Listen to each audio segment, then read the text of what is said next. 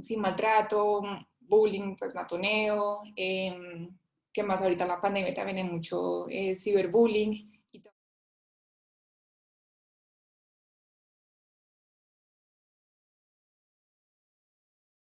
Este es el modelo de conflicto capaz. Son dos escaleras. Esta se llama la escalada resbalosa, la escalera resbalosa. Entonces acá es cuando comenzamos a estar en un conflicto. Entonces, digamos, estamos en una situación de conflicto. No sé, yo le presté el libro a una amiga y mi amiga me preguntó, ¿dónde está tu libro?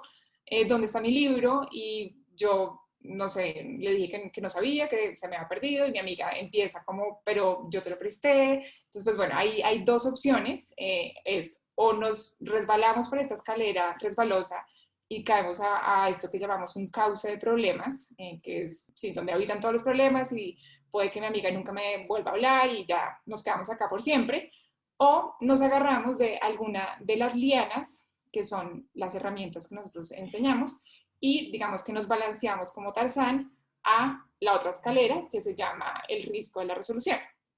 Y esta escalera, bueno, este es el risco de la resolución, que es la parte más arriba de la escalera, pero la escalera se llama la escalera de coraje o la escalera de valentía, donde igualmente si nosotros nos caemos a un conflicto, la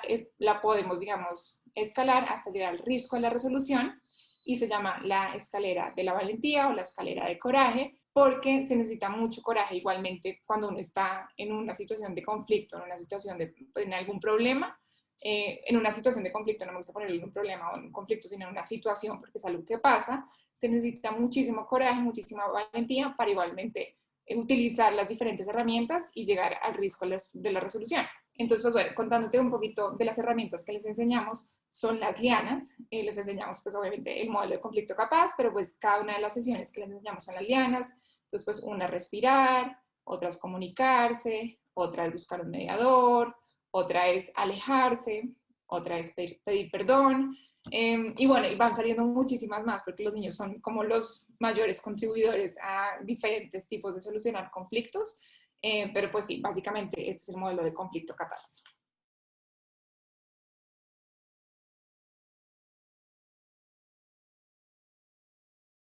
Sí, pues bueno, creo que el liderazgo es vital porque, como te contaba, nosotros pensamos que todas las personas tienen esa agencia para hacer un cambio. Entonces, por eso es tan importante como que ellos se vean a sí mismos como agentes, como líderes.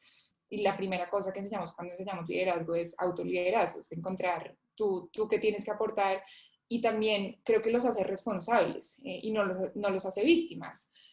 porque cuando uno está pensando, no, esta persona tiene la responsabilidad o el gobierno es el que nos tiene que solucionar esto de los acuerdos de la paz, uno ya no es responsable, sino que se está haciendo el de las gafas y está diciendo, no, esta es la persona que es responsable. En cambio, entendiendo que todos somos agentes de cambio, entendiendo que todos tenemos como esa posibilidad de ejercer sí, algún liderazgo en donde sea, por eso trabajamos también con padres, por eso trabajamos con policías, por eso trabajamos con niños. Usted es el responsable, usted no se puede hacer la víctima porque usted es el responsable de su vida y de la gente que lo rodea. Entonces, es súper importante el tema del liderazgo para nosotros. De hecho, tenemos un programa que es full de liderazgo y resolución de conflictos en territorio que se llama Mujeres Pacíficas, donde empoderamos a diferentes mujeres que están en Chocó, en Valle del Cauca y el Cauca. Es un programa que tiene dos fases. La primera fase es un entrenamiento en temas sobre todo de liderazgo, de cómo multiplicar el mensaje, de resolución de conflictos, de reducción de prejuicios, de género. Y luego, la fase 2, ellas tienen que plantear un proyecto de multiplicación en sus comunidades con alguna, digamos, de las bases que aprendieron en la fase 1. Entonces, pues, y bueno, estas mujeres muchas veces son lideresas, sí, o digamos que tienen ya un liderazgo comenzado en su comunidad, han iniciado alguna iniciativa o hacen parte de alguna iniciativa social y también son súper jóvenes, digamos que esa era como la otra característica de las mujeres, ser jóvenes, pertenecer a alguno de estos tres departamentos y demostrar algún liderazgo dentro de su comunidad.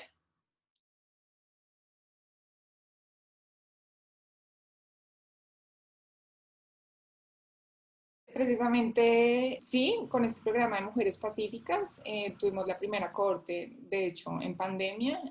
Fue un programa que hicimos con cooperación del Instituto de Paz de Estados Unidos. Y en cuanto si encontramos los mismos conflictos en territorio versus, digamos, en la urbe, en Bogotá, donde sobre todo trabajamos, yo pensaría que son muy parecidos, con desafíos mucho más grandes, obviamente, en territorio. Por ejemplo, cuando realizamos este programa de Mujeres Pacíficas, 2 mujeres fueron amenazadas durante el programa porque estaban haciendo, porque eran, sí, eran líderes sociales y estaban ejerciendo un liderazgo, o solamente porque estaban en un proceso de comisión de la verdad y dijeron la verdad, y, ¿sabes? Como que son cosas que de pronto no nos toca a nosotros tanto en las ciudades, en la urbe, pero sí, y sobre todo ahorita en pandemia, como que se ha aumentado este tema de las amenazas y todo el tema de líderes sociales se ha aumentado. Y sí, creo que sería como ese como el desafío más grande. Es como que están más desprotegidas las personas que están en territorio y digamos que tienen ese desafío tienen la probabilidad de que las dejen sin vida solamente por o decir la verdad o solamente porque están ejerciendo un liderazgo o solamente porque son mujeres. Y bueno, por eso también nos parece tan importante seguir como expandiendo este tipo de programas a territorios. Pero también, por otro lado, los desafíos son muy parecidos. Por ejemplo, tenemos otro programa que se llama Chocopaz, que es en el Chocó, donde entrenamos a diferentes personas que trabajan en diferentes fundaciones en el Chocó, que son voluntarios en el mismo programa de resolución de conflictos, y cuando ellos están multiplicando en comunidades, también los desafíos son muy parecidos. Es como, sí, es como, o sea, los conflictos diría que muy similares, simplemente que son en contextos diferentes. Simplemente es como, no, estaba en el río y este niño me miró mal, o estaba en el río y mi mamá me dijo que no podía salir, pero igual salí. Entonces, en un contexto es en el río y otro contexto es, no, estaba en la calle con mis amigos jugando fútbol. Pero sí, pensaría que los conflictos a nivel, digamos, de los niños, cuando estamos hablando de este programa de Chocopaz, son muy parecidos, pero los conflictos cuando estamos hablando de, digamos, ya personas adultas, como este programa de Mujeres Pacíficas, pues son mucho más desafiantes, obviamente, los que están en territorio.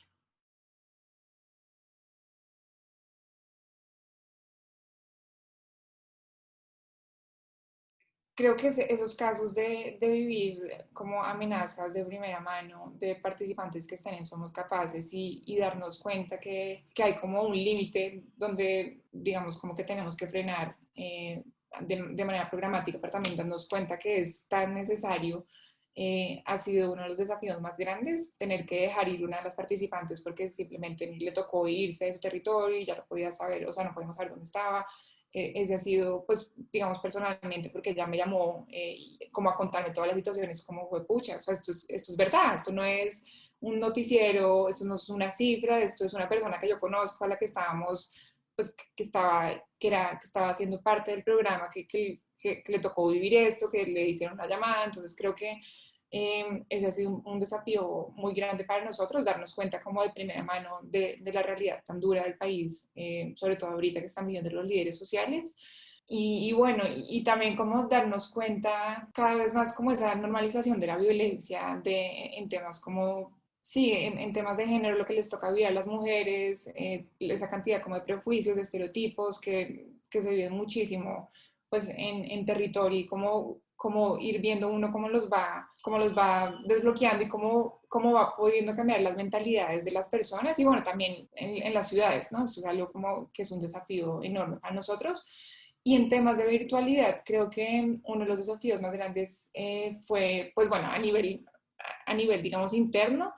empezar a traducir todas las sesiones que teníamos que estaban diseñadas para la presencialidad, traducirlas a la virtualidad fue pues desafiante, hacerlo de una manera como rápida, porque obviamente pues queríamos seguir los programas, obviamente traducirlos, pero seguir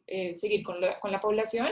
y luego darnos cuenta que cuando dijimos como bueno, vamos a retomar los programas, los niños tenían una fatiga virtual porque los colegios les empezaron a enviar una cantidad de tareas, entonces pues ya estaban súper bombardeados. Entonces es como igual tratamos de llegar de una manera lúdica a través de las artes, lo que estamos hablando, a través de, sí, de cosas diferentes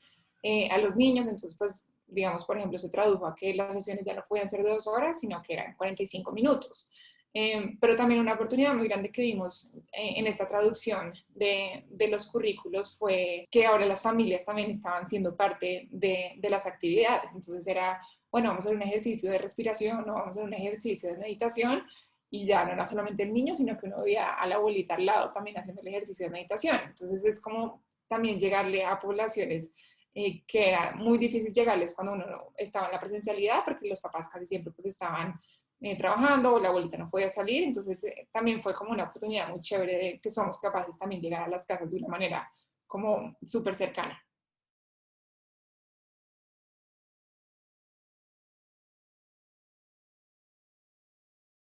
Pues bueno, ha sido muy lindo porque, por ejemplo, hay un programa que se llama Rutas de Paz, que está en alianza con otra fundación que se llama Fundación Niños de la Esperanza y en cooperación con el gobierno de Luxemburgo, que es un programa que dura 3 años y en este año vamos en el año, en este momento vamos en el año 3. Entonces, creo que ver como el antes de cómo, cuando empezamos, ahorita tenemos 200 niños en ese programa, de cuando empezamos versus ahorita y también como tener la opción de hablar con los papás. También dentro del programa hay, digamos, unos talleres para padres y es muy chévere escuchar a los papás decir, no, es que ahorita, no sé, Jason se cogió de la liana, me dijo como, no, me voy a coger de la liana de alejarme y después vuelve y como me estoy cogiendo de la liana de comunicarme o hacen como un mapeo de emociones. Por ejemplo, tenemos esta, digamos, este emotiquín donde los niños como que pueden fácilmente identificar si se están sintiendo ansiosos, si se están sintiendo felices y digamos los papás también como que pueden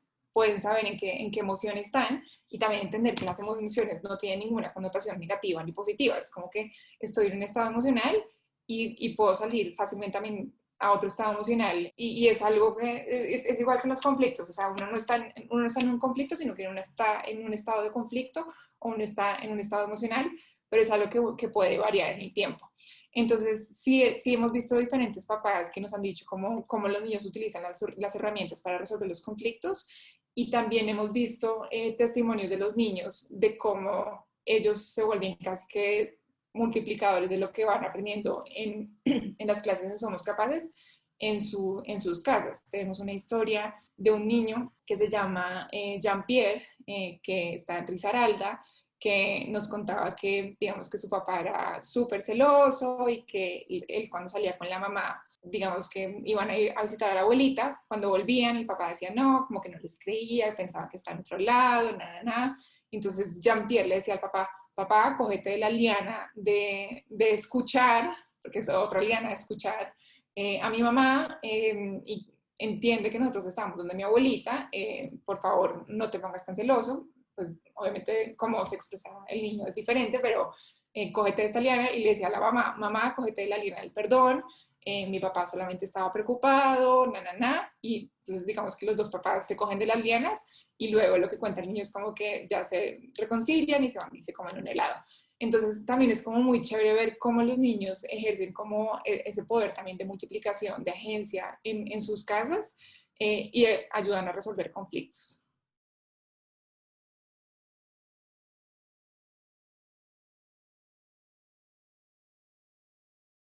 Es como quiero que vuelvan, por ejemplo, en los programas que hacen las empresas, hacemos una triangulación también de entender con el papá, con el profesor, con el voluntario, de ver como cuál fue el cambio con los niños y realmente si hay un cambio, porque son herramientas como tan, sí, como tan sencillas de empezar a aplicar en la casa, tan sencillas de aplicar en los colegios, que los niños ya de una vez les proponen, es, por ejemplo, bueno, vamos a hacer un acuerdo del salón. Y tan sencillo que, bueno, vamos a un acuerdo de uno solamente habla cuando tiene el bastón de la palabra, que es otra de las herramientas de Somos Capaces. Entonces, los niños que tengan el bastón de la palabra son los que hablan y son cosas que aprenden en comunidad o aprenden, digamos, en los programas de Somos Capaces, pero los multiplican en su salón. Entonces, pues los maestros ven como un cambio muy grande en los niños y también se empiezan a ver cómo se empiezan a descubrir liderazgos de personas, por ejemplo, que no, el niño que ahora era callado ahorita está teniendo como un liderazgo diferente después de haber visto estas herramientas porque sabe que cuando le llegue el bastón de la palabra va a ser el momento en que él va a poder hablar y antes pues no está hablando, pero está bien porque todo el mundo no está hablando. Entonces no es como el niño que hace matoneo pues siempre es el que tiene la palabra, sino que uno tiene que esperar a que le llegue el bastón de la palabra. Entonces, sí, son herramientas bastante fáciles de empezar a usar en cualquier contexto, en la casa, en el salón, cuando están con los voluntarios. y eso es lo que más nos interesa a nosotros, que sean cosas como prácticas útiles de fácil recordación.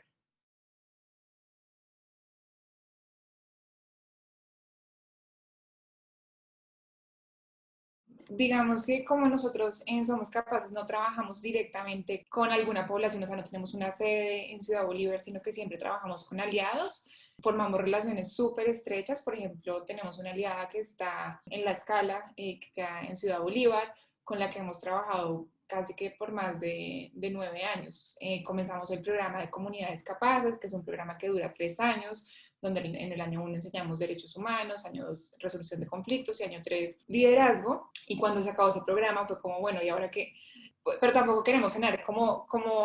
sí, como ese asistencialismo, pero fue como, ahora qué, bueno, ahora llegó el programa del Compás, que lleva aproximadamente, este año cumple 6 años, o por ejemplo, voluntarios que comienzan siendo voluntarios, luego pasan a colíder, luego pasan a líder, luego pasan a coordinadora de voluntarios, luego pasan, o sea, es como que sí, sí hay como un ciclo muy, muy estrecho de, sobre todo desde los voluntarios, con que se conviertan parte del equipo operativo, porque claro, ellos ya son los facilitadores por excelencia,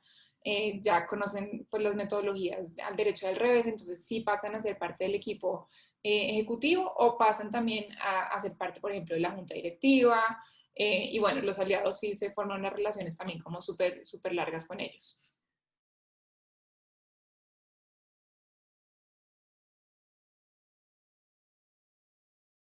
Pensaría que pues, las fundaciones de base con las que trabajamos han sido como las, digamos, nosotros nunca hemos llegado a una comunidad donde no tengamos una fundación aliada, una fundación de base y decir como no, somos capaces porque pensamos que pues para algo existen estas fundaciones. Entonces, totalmente las fundaciones de base. Entonces, tenemos, por ejemplo, una en Mochuelo que se llama Pocalana, tenemos otras en Bosa. Las alianzas también con las universidades han sido fundamentales. A través de las universidades hemos podido llegar a pues, más voluntarios, también practicantes que apoyan hartísimo al equipo operativo de Somos Capaces, aliados también de organizaciones internacionales, por ejemplo, como el Instituto de Paz de Estados Unidos, que a través de pues, diferentes programas que hemos hecho con ellos, ahorita vamos a poder sacar una publicación con ellos, o sí, aliados como de cooperación internacional que también han sido pues, fundamentales en el desarrollo y en la implementación de diferentes programas, como por ejemplo este de Rutas de Paz. Y por último, aliados en territorio, por ejemplo, hay uno que se llama, un personaje que se llama Henry, que está en Quibdó, con el que comenzamos este programa de Chocopaz y que han, digamos, de alguna manera como aportado para que los programas inclusive como desde la misma concepción del programa, porque nosotros no queremos nunca llegar como con una mentalidad colonialista de este es el programa y funciona en Bogotá y creemos que también funciona en el Chocó, sino es como cuéntanos qué es lo que está pasando y empecemos desde el mismo, como desde el design thinking, desde entender realmente cuál es la problemática y adaptemos el contenido para que pues sea como relevante en la población. Entonces, pues sí, aliados como Enrique Sancho con su fundación también han sido aliados súper claves para que nosotros entendamos porque son pues contextos totalmente diferentes. Uh-huh.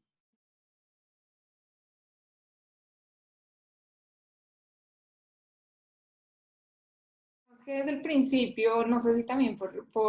un poco una de las cofundadoras, que es canadiense, y pues bueno, también como el resto de cofundadores, hemos sido súper rigurosos en temas de entender cómo empezamos y cómo nos vamos de las comunidades en las que estamos. Entonces, todos los programas los medimos, tenemos línea base para todo, entonces sí ha sido muy, muy importante este rol de la investigación. Tenemos pues un equipo de voluntarios que están como totalmente enfocados en la investigación, en medición de impacto, y esto nos ha permitido también, digamos, tener unos datos muy importantes a la hora de estar presentándonos a convocatorias, a la hora de estar, digamos, renovando nuevos proyectos. Es decir, por ejemplo, no sé, 56% de los niños cambiaron de percepción de los que pensaban que antes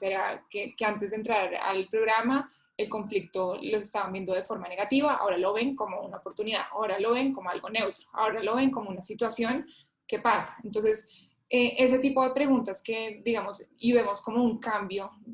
pues realmente como en esas mentalidades, o también cambio de mentalidad, por ejemplo, en habilidades como mentalidad de crecimiento, o aprender a aprender, o sí, actitud experimental, todo este tipo de cosas que decimos como, bueno, entonces por ahí sí va, o si no vemos, digamos, el cambio que estamos esperando, poder hacer cambios en los currículos, cambios metodológicos para que ya la siguiente vez que lo hagamos podamos ver el cambio que necesitamos, pues como el cambio que esperamos ver en los programas. Entonces sí ha sido algo que ha sido muy importante para nosotros, el tema de la investigación y medición de impacto.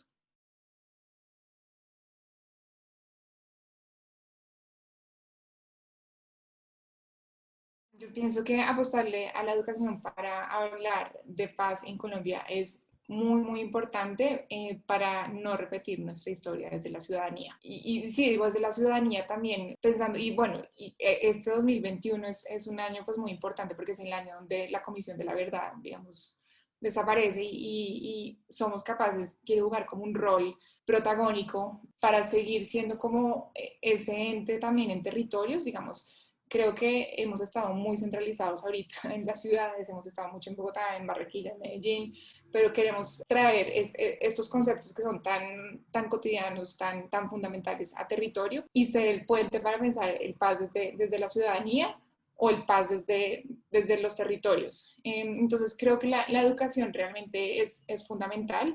porque la educación para la paz, porque no nos la enseñan desde cuando éramos chiquitos,